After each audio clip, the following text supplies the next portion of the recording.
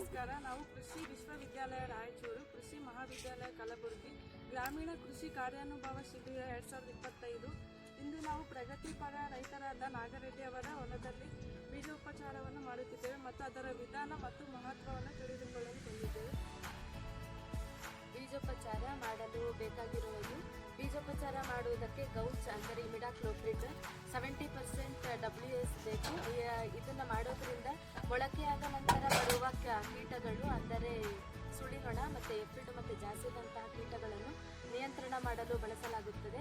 ಮತ್ತು ಇದು ಮಾಡೋದ್ರಿಂದ ಮೊಳಕೆ ಆದ ನಂತರ ನಾವು ಇದು ಕೀಟನಾಶಕವನ್ನು ಸಿಂಪರಣೆ ಮಾಡುತ್ತೀವಲ್ಲ, ಅದನ್ನು ಕಡಿಮೆ ಮಾಡಬಹುದು.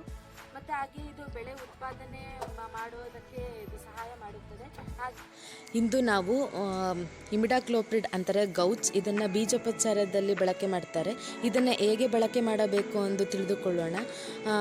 ಮೊದಲಿಗೆ ನಾವು ಯಾವುದೇ ಕೆಮಿಕಲ್ ಯೂಸ್ ಮಾಡಬೇಕು ಅಂತಂದರೆ ಮೊದಲು ಮುನ್ನೆಚ್ಚರಿಕೆ ವಹಿಸಬೇಕು. ಅದಕ್ಕಾಗಿ ಇಂದು ನಾವು ಮುಖಕ್ಕೆ ಮಾಸ್ಕ್ ಆಗಿ ಕೈಗೆ ಗ್ಲೌಸ್ ಹಾಕಿ ಇದನ್ನು ಮಿಕ್ಸ್ ಮಾಡಿ ನಾವು ಬೀಜೋಪಚಾರ ಮಾಡಿ ನಾವು ಬಿತ್ತನೆ ಮಾಡಬೇಕು. ಬಳಸುವ ವಿಧಾನ: ಪ್ರತಿ kg ಬೀಜಕ್ಕೆ 10 ml ಗೌಚನ್ನು ಬಳಸಬೇಕು. ಅದೇ ರೀತಿಯಾಗಿ ಇಂದು ನಾವು ನಾಗರೆಡ್ಡಿ ಪೊಲೀಸ್ ಪಾಟೀಲ್ ಅವರ ಹೊಲದಲ್ಲಿ 4 ಎಕರೆಗೆ ನಾವು ಬಳಸುತ್ತಿದ್ದೇವೆ. ಅಂದರೆ 4 ಎಕರೆಗೆ ಅಂತಂದರೆ 25 kg ಬೀಜಕ್ಕೆ 250 ml ಗೌಚನ್ನು ಬಳಸುತ್ತಿದ್ದೇವೆ. ಬೀಜೋಪಚಾರ ಮಾಡಿದ ಬೀಜವನ್ನು 10 ನಿಮಿಷಗಳ ಕಾಲ ನೆರಳಿನಲ್ಲಿ ಒಣಗಿಸಬೇಕು. ನಂತರ ಬಿತ್ತನೆಯನ್ನು ಮಾಡಬೇಕು.